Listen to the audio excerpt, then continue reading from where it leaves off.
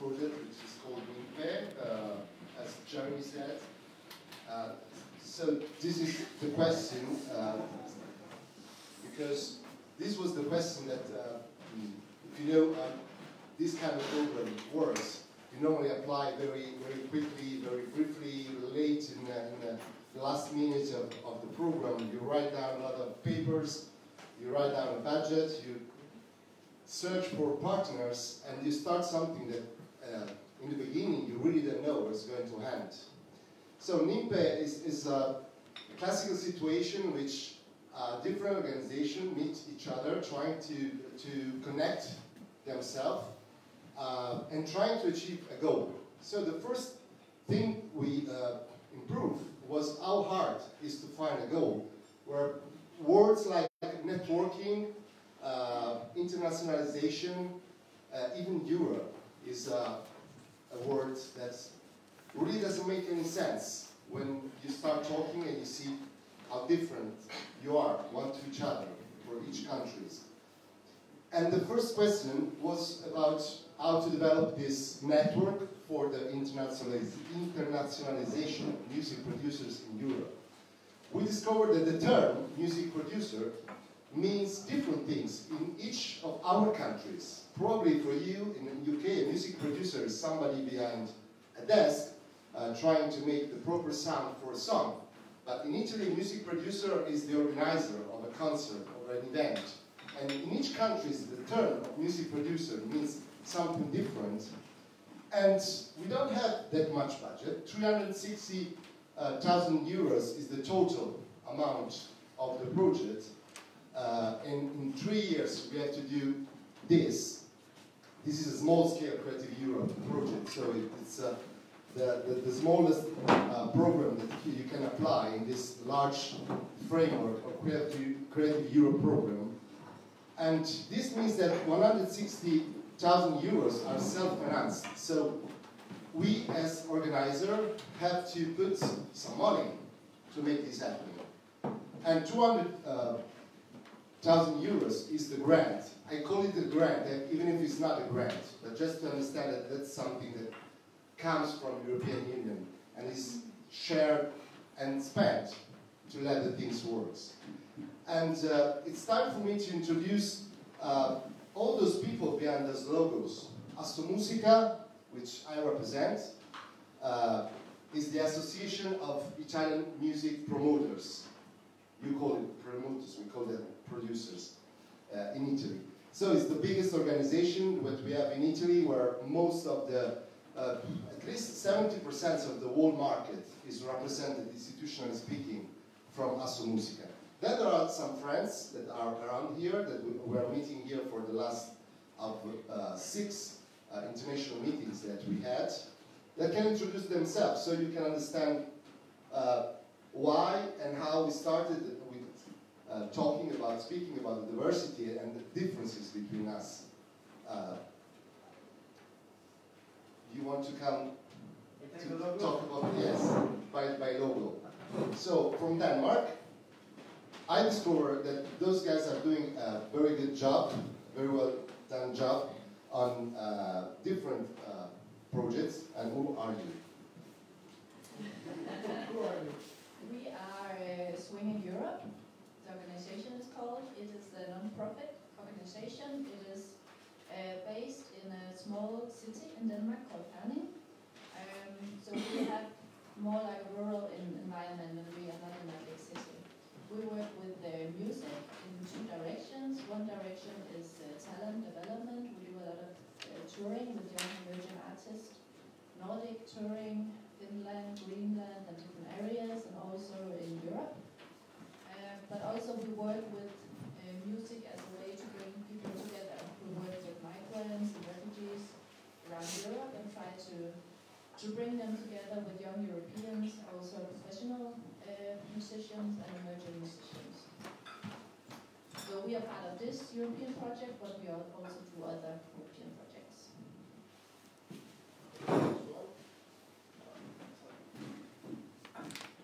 Hi.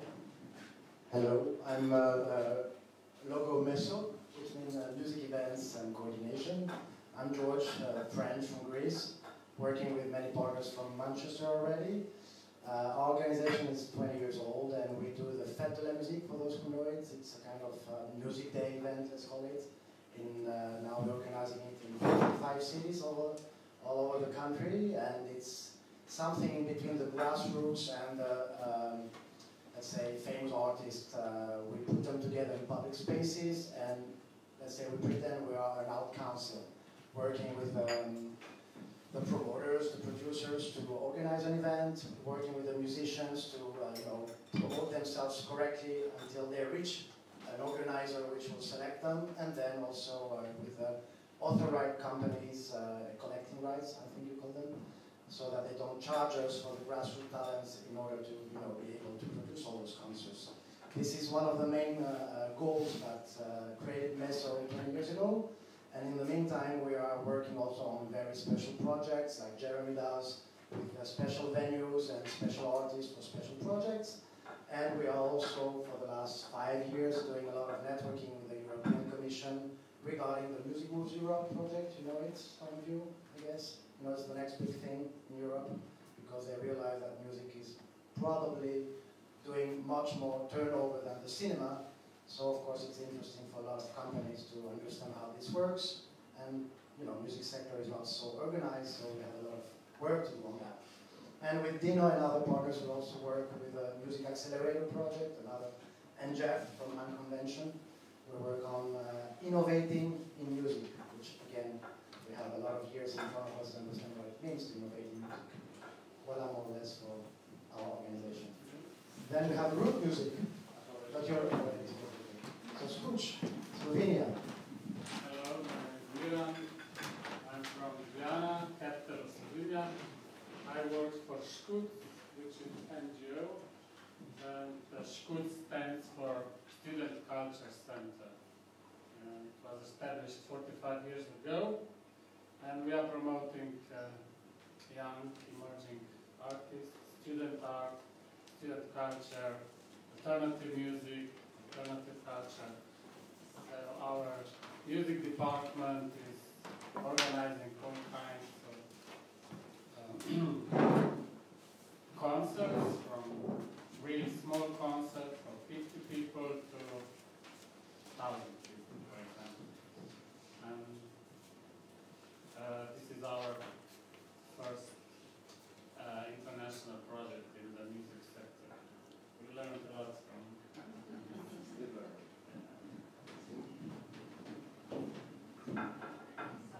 Hello, so I'm Rosen. I'm from Technopole. It's a not-for-profit organization located in the west of France, a small town. We support innovation, we support companies in innovation development in all sectors. So we are not working on music sector, and the idea on this project was to disseminate innovation. And we are involved in a lot of European cooperation projects. So, Europe again, that's the main partner. And as George was telling you, Europe just started the Creative Europe program in the last branch, and the next one is going to be bigger. I think it was 3 times or 4 times bigger than it was before. And the specific area of it is going to be Music Moves Europe, which is a lot of money coming to support the music movement. But going back to the first question, who are we going to support, and what are the actions to do this, to reach this goal? Exactly, who are the targets? Institutions, agents, promoters, record labels, distributors, venues. This is the whole lesson, or the whole industry as it was known for years, but we need to select the target. So we have seen, most of us are not-for-profit organization, most of us represent different things, and maybe except for Assomusica, all of us are concentrated to develop the do-it-yourself music scene. So we get the very first result after a few months just discussing about where to go exactly, and we took this decision. Our decision is to support not the market at this now, because it's going well. I don't know, but every single indicator says that music is growing again, is going well. But the do-it-yourself music has some troubles. How to help this scene? So we were following different paths and tasks, different sub-projects. One is, it's called the workbook. It's a question of learning and then sharing what you learn. The learning was about how it works for each of our country, which are the laws and the practical info, who are the stakeholders, and which are the best practices country by country. And if you go online, it's NIMPE.eu website, you can download a very practical guide. It's made for a band who wants to tour and wants to come to Italy, to Denmark, to France, to Slovenia, to Greece, and you can find all the information that you need. All the information is maybe too much, but you know, we spent a lot of time, and what we discovered, that's probably is obvious, everybody knows, but laws are different country by country. Even if you can circulate freely through our country in Europe, less or more, the problem is that regulation for each country about the music industry is totally different. It's totally different. The venue where tonight we are going to play, we're visiting today, very nice story and you have to be proud of it. As Manchester people of that place, Band of the Walls, is great. Completely out of law for Italian standards, for example. You can never have a permit to run a place like that in Italy, not for that kind of capacity. You cannot even have music in a place like this in Italy, because you cannot have any permit to play music under the street level, for example. And country by country, you can find different rules and different way in which music is regulated. Even the stakeholders. Some of our countries has a lot of organization which represents artists or which represents promoters or producers, collecting companies. But if you try to compare the system country by country, everything is different. So this means there's no real possible talk between the country. Everything is, at the end, based on privates, which makes the difference country by country. Best practices, even that. There are countries like UK, full of huge festival, nice festival. That kind of model, for example, doesn't exist in Greece, doesn't exist in Italy. Starting to do in Slovenia, for example, at very small scale. And Denmark is also a very specific land where if you want to find best practices, it's really hard to compare a country to the other one. Then we, after learning and sharing, we started teaching and streaming, of course, because you can teach to 10 people in front of you, or you can try to teach to a larger audience. So we did 6 different national events. And we discovered many things. First of all, each of our country made a different kind of conference. For example, Germany here thought it was not interesting to have like an open conversation on what we learned, but was more focusing on jazz music scene. That's because for UK, which actually is a most advanced scene in the music industry, it's more important to be specific. It's more important to be vertical. In Denmark, where the distance between Herning and Copenhagen were too big to do something at the national level, they tried a different model. They made a movie with the same kind of information. A debate in Greece, a conference, I'm sorry with my partners because we didn't have time to really share these things, but this is just a small explanation. You can find on the same website all the contents that are going to be there, and you can learn from a national point of view the situation country by country. Then we find another way, which was written in the document, which is a specific project, because you cannot just talk about music. You need music to be played, you need to hear the music. And so what we were building since the beginning, and what we did, is something called NIMPE Music Factory. And even when we were discussing about how to make this happening, we were thinking about different way of doing it. So we took the decision of doing an open call at the European level, 300 applications, which is not a large number if you consider how many people apply, for example, for Bridal Sound or for a rapper band or for Eurosonic. But it's a good number for us because we are not representing any kind of history. There's no history behind us, so it's something new. So just sharing the opportunity to perform, in this case in Milan, we had 300 applications. It was very cool, very nice to see how many different kind of music and the musicians and artists were interested in being part of something that became a residency. We took the decision to have 3 days of residency in Milan during the Milano Music Week, and those are the results. 15 bands, one of them is performing tonight, and the results, maybe George can tell us something more because it was a lot in touch with the artist. The strangest thing is that it worked, because artists find less or more opportunity to go international. Yeah. Well, I think one of the key points that Dino mentioned, taking the example of Jeremy, is that he mentioned Reeperbahn. Maybe some of you know that Reeperbahn got 27 million euros from the government for the next 5 years. So you have to compare what is comparable with what is comparable. The Creative Europe project aims more or less to homogenize the market. Okay?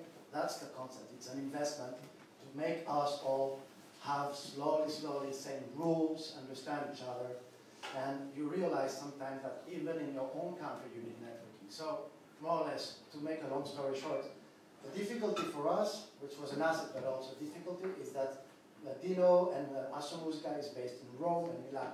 I'm based in Athens, so it's okay because it's also the 4 million habitant cities. Ljubljana is 300,000 inhabitants, Herning is 50,000, something like that, okay?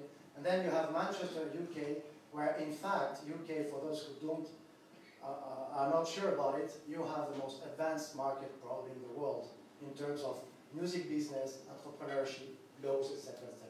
So in fact, by doing this effort with NIMPE Music Factory, again, to make a long story short, as Dino mentioned, when the project was written, it was about producers. But we had a budget for musicians.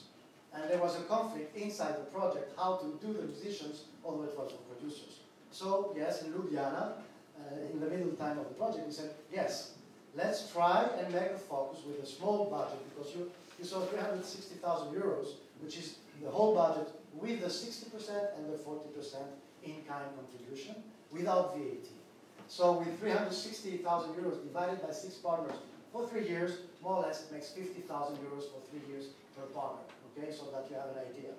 And on this, you don't have the business aspect, meaning you are used to work as a company, even if it's a non-for-profit company, but you are a company, okay? And all the language like production, I don't know, itinerary sheets or whatever, are not taken into consideration by the program. So you have to translate everything twice in order to be able to use that thing. And so when we arrived on the point to say, how can we do the musicians and do the producers, we thought, yes, let's focus on the DIY artist, which you understand what it means, meaning all those bands, either roots, grassroots or already famous, that are self-managed, okay?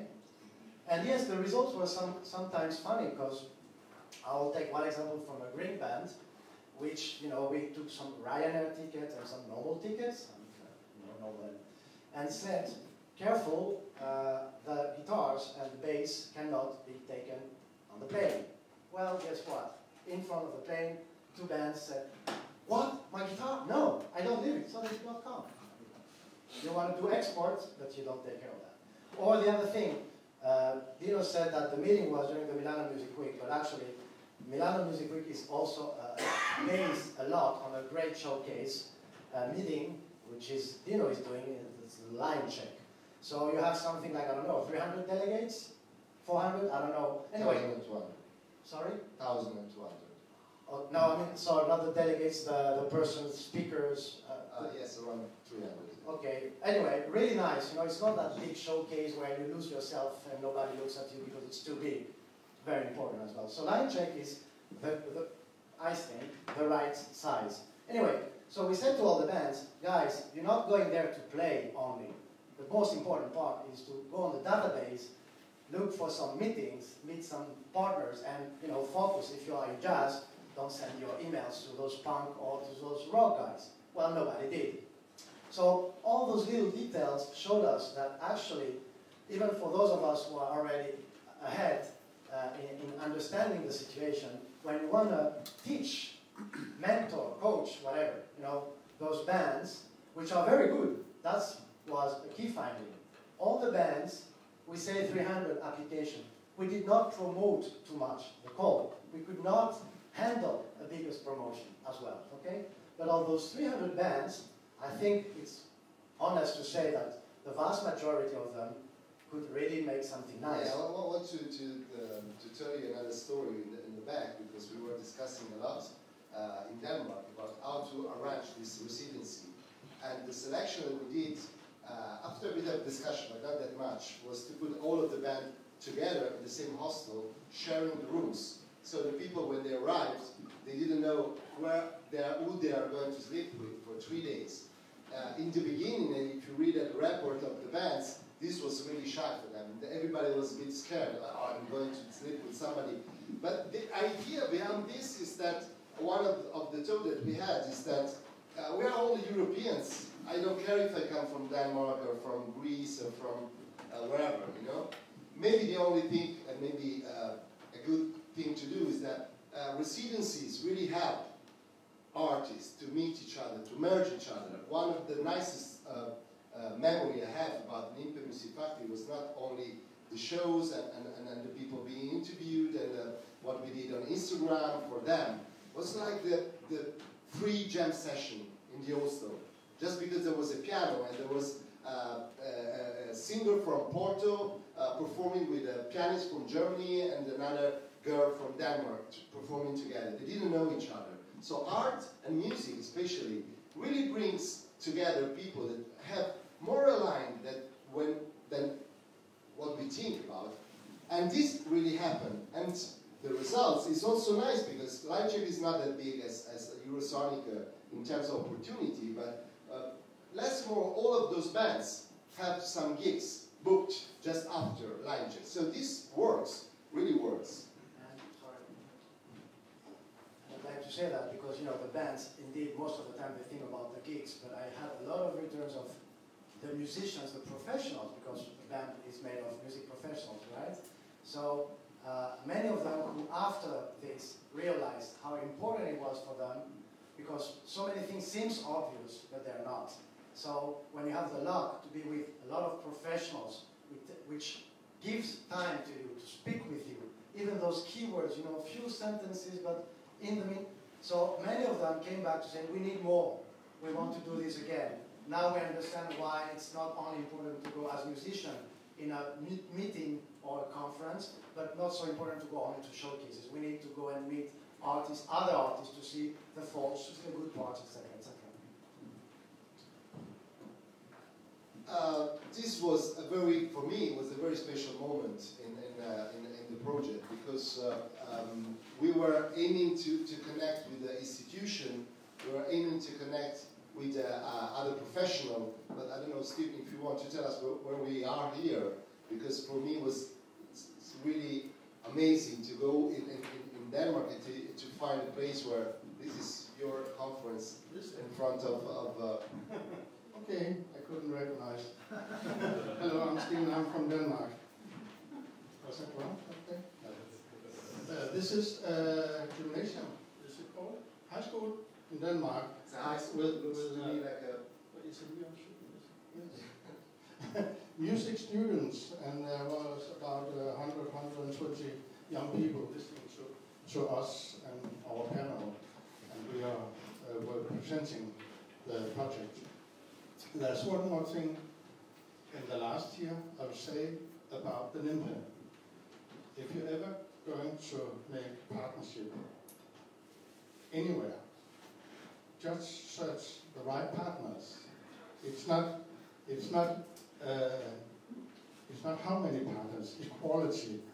Because we are 6 countries in Europe. And you saw me running after Rosanne. That's the last time I saw her now. She just left because she's going to France today. I want to kiss her goodbye. And we are one family after 3 years. And when I sometimes call Jeremy and said what that they mean in Europe, in Creative Europe, then Jeremy said, I don't know, let's call another one. And then we called the third one, perhaps, you know, and he knew what they mean in Creative Europe. We are a part of our family after 3 years, and it is very important to choose your partners in such a way. Thank you. This was very, I was impressed by the space, by the audience, by the fact that there was a robot taking care of the grass outside of a public school, which is something I've never seen in my life, but in Denmark that happens. So, in the end, after 2 years, you do a lot of job, but the most important thing is what you learned. For example, we learned in NIMPE. NIMPE, they were out of the music industry, so we asked them about, do what you are able to do, so do an event on innovation, and they collected as much as they can innovation agents, startups, and where we can find technology, new process, social issues, music innovative startups. I do this job in Milan actually also on other project, and as George mentioned, also Jump is working on this way. I think we learned that everything is not related with the live concerts and with recording, but it's something that you can't really define without an umbrella, which for me doesn't make any sense, but is the only word I can use, is really a new music industry branch, the world of startups. Because inside those companies you can find technicians. You are not going to find artists in the sense of a guitarist or a piano player or a singer. You are not going to find an entrepreneur in the sense of people who want to sell tickets, but they want to build services. They want to do innovative services through festival, for example. And this is something interesting, because this is, for me, really a huge key to see the industry in general growing in the future. So what we learn is this, that Europe is diverse, but diversity is not a problem, it's not an issue, it's an opportunity, it's a positive feature. Because the more we get connected, the more we learn to each other, the more we're going together in a certain direction, and after 2 years, the more we can tell European Union, let's go, for example, let's go and try to cultivate do-it-yourself bands. Let's go and try to make residency, mobilities, where the people are self-organized. You don't need infrastructures. You need opportunity. And you need opportunity that give Europe the possibility of being as diverse as it is forever, from my point of view.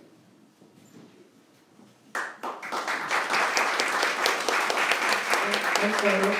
If you've got any questions, I'm going to put someone on the spot here just for the fun of it. The band you see here are called Akbeko, and one of the band members at the back there, Jamie, looks after the band, and they came to Milan for the line check event. And I'd like to ask Jamie what it did for you, for the band. You're a performer, you can stand up.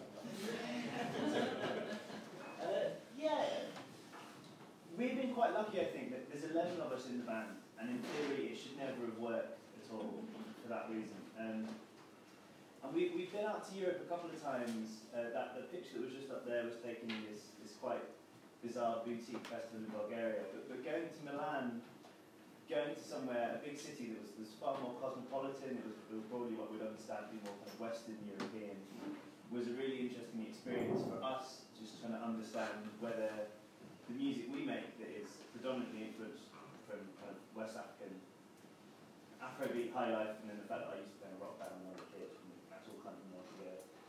Whether that would sort of translate to a European audience broadly, and we are all European despite many of Britain's best efforts, seemingly. But I didn't really know how that would come across to a room full of incredibly stylish, talented people in the audience. And it was quite encouraging, really, just to see that A, it does work, we can all get there with all our stuff, and none of us wander off and get lost and manage to get to the hostel. But when we were actually playing, just seeing people responding to what we were doing who we'd never met before, it's not doing a gig in Manchester and trying to get as many of your friends along as you can and then hope that some strangers actually come along because that's the ultimate goal. Just a room full of people we didn't know actually kind of giving back to us. And when you're sort of completely DIY, which we still are, it was just a really encouraging thing, more than anything, to know, yeah, this does have legs. Here we are in Italy playing to a group of people, and it certainly gave me a bit more confidence to keep chipping away at it because it's a lot of emails. Thank you, Joe. Does anyone else have any questions for Dino before we move on? Oh, yeah, thank you. I work for Manchester City Council. So, question for George. You stated that Manchester is the most advanced music market in the world. So, UK. It's in the UK. Uh-oh. Manchester, yes, Manchester. So I was just wondering whether you could elaborate a little bit on that. And then the other thing, obviously Manchester City Council, we're sort of in the business of some arts funding, obviously not in the same region as the Arts Council, but something you said is about sort of opportunities, not infrastructure. And again, I just wondered if you could sort of elaborate a little bit on that, because that's obviously interesting from our perspective as an arts funder. Well, answering for Dino, and he will do the anti-answer on that. I guess what he means is that we have already many infrastructures in a way compared to other industries that needs, for example, when you do a car or whatever, you need to create a new building, a new factory, etc., etc. In music, we have so many studios, recordings, venues. We have those countries of the south where you don't need so much because you have the open air festivals. So, in terms of infrastructures, what music sector lacks of is a professional approach of the sector in general in Europe. And yes, this also relates to what I told you at the beginning. Wherever you speak about this, Jeff was also with us in Krakow, in Poland, 40 million inhabitants, so it's not a small country. Italy is 50 million also something, 60 million. So we speak about big countries like UK, that's why I don't take only the example of Slovenia, which is 2 million, right, or Greece, 11. What is common in most of our countries, and I'm half French, so I can also tell you this as a French, is that entrepreneurship or music education is not related in most of our countries academically. Academically, you only have still learning the instrument, doing solfège, theory, okay, and then classical sector, subsidies, etc., etc. I'm from classical sector, so I'm not saying, I don't mean this bad. Now, in terms of VAT, I mean, we are workers in the music sector, right? So all kind of workers in Europe can travel almost from one country to the other with equivalent rules. In music, no. You don't, still in many countries you don't know who has to pay social security, if he will declare VAT or not, who pays the VAT on the ticket. I mean, it's a mess. And so all this connected in comparison with the so many discussions we have around Europe, we see that you are by far in UK, by like ages ahead on those topics. I remember also another topic which was, we speak at the moment in Greece with collecting rights. and taxes on small venues under 200 persons or not? If we put taxes on them, and if it will kill the grassroots talents or not? I mean, you've discussed about this like 10 years ago, 20 years ago, I don't know. Okay? CCI in Europe, what CCI means. You know it since the 18th century. In Europe, thanks to the crisis, we discovered creative and cultural industries. Right? I don't know if I answered the question. Yeah, so, yeah, point taken. Well, regarding Manchester, we discovered the friend of Band on the Wall, and with Unconvention we went also in a crazy venue. We discovered, we had a yes, now we're at the Leaf. We saw so many infrastructures for a city of 2.7 million inhabitants. Wow, you know, we don't have those. We have 4 million inhabitants, so there's a lack of culture in the music sector. It's always related to the business sector, which the government, most of the countries in Europe, consider as a hybrid. They don't know if this is arts or if this is media business, okay? And the good music, opera, classical music, some jazz. So at the moment there's a big gap, and at European level they're trying to connect this, which will take ages. But most of the models, we work with Plaza organization on another project, you know, for technical support.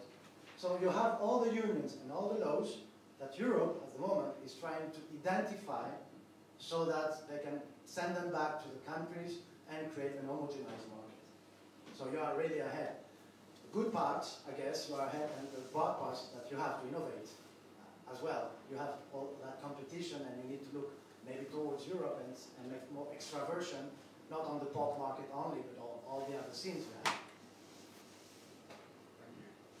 Thank you. Well, we're going to move on. So can we... oh, one more question, yeah. It's more like a comment.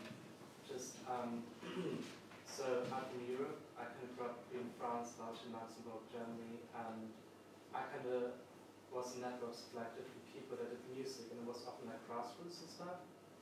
But they're all poor and don't have any money. And then I had like all the classical people that I was friends with that did like learn an instrument and went down that route. So that really resonates with me, that many people kind of like, you can go down the classical route and kind of like learn an instrument and become part of an orchestra and kind of go down that route. Or you could be a grassroots musician but don't have any money and have a boring office job thingy, and then you could like, but then it's not really money, like funding opportunities for young emerging artists, or that many networking things. But then obviously because I grew up in the border region, there were like French people, you know, people from Belgium, Luxembourg kind of collaborating, but kind of like a structure where people would network and like form relationships that would then maybe turn into something entrepreneurial, where something might develop from that. That was kind of missing.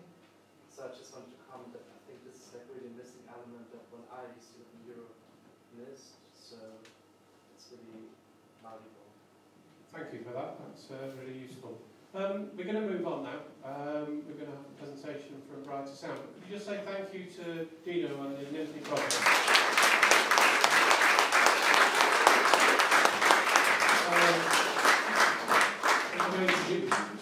Do we need to have a 5-minute break before we start? Let's have a quick 5-minute break, and then I'll introduce you to Deborah from Bright to Sound. So, back in 5 minutes.